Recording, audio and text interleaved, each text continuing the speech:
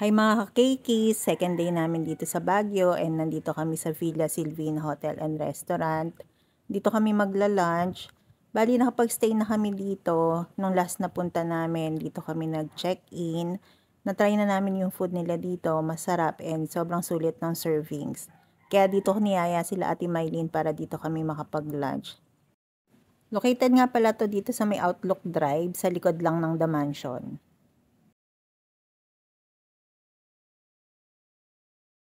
Habang inaantay namin yung iba pa naming food, nauna nang dumating yung soup. Tapos hindi na ako nakapag-video pagdating ng food namin, kaya nag-picture na lang kami. Pagkatapos namin mag-lunch, nagyaya si Rem na mag-hot chocolate daw kami, kaya dito kami napadpad sa Chocolate de Baterol. Nag-taxi lang kami hanggang sa may Camp John Hay.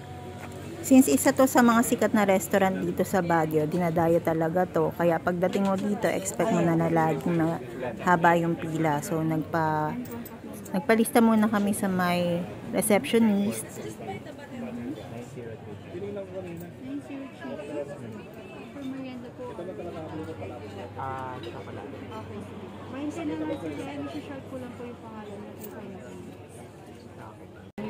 Habang inaantay namin yung table namin, ikot muna tayo sa loob.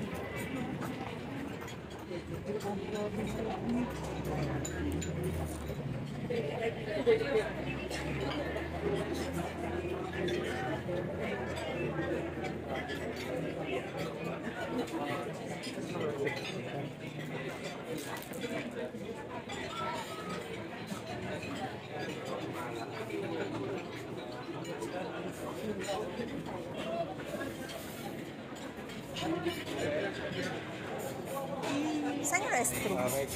Thank you.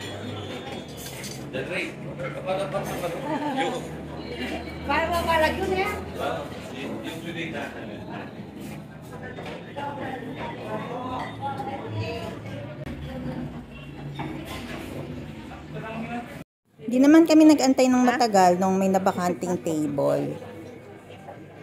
Tapos, nagsiserve natin pala sila ng ibang food bukod sa Chocolate de Baterol. Ay, hindi na lang kami nag-order kasi busog pa kami.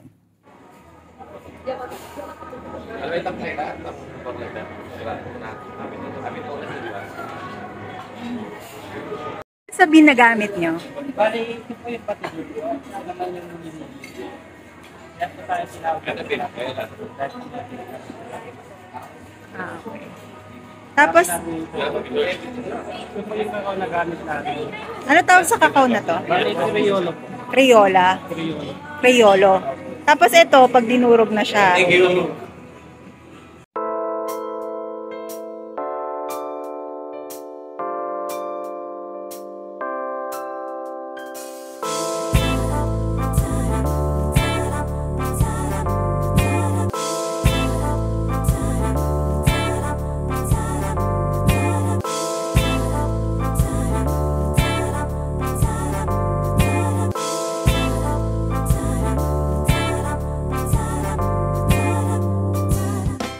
That's it for today's video mga kikis. Don't forget to like, share, and subscribe. Thank you for watching.